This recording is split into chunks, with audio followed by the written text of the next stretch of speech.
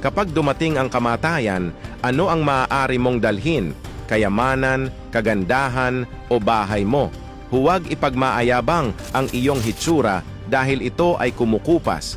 Huwag mong iparada ang iyong mamahaling damit dahil kapag namatay ka, isusuot mo ang puting tela na nakatakip sa iyong katawan. Huwag ipagmayabang ang iyong mamahaling kotse dahil ang iyong huling sakay ay sa isang kahoy na kabaong.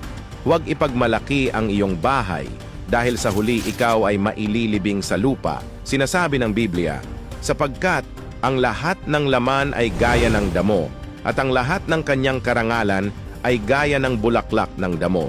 Ang damoy natutuyo at ang bulaklak ay nalalanta. Datapuwat ang salita ng Panginoon ay namamalagi magpakailanman. Lahat ng bagay sa mundo ay maglalaho at tanging ang iyong relasyon sa Diyos lamang ang mananatili magpawalang hanggan. Handa ka bang gawing unang prioridad ang Diyos sa iyong buhay?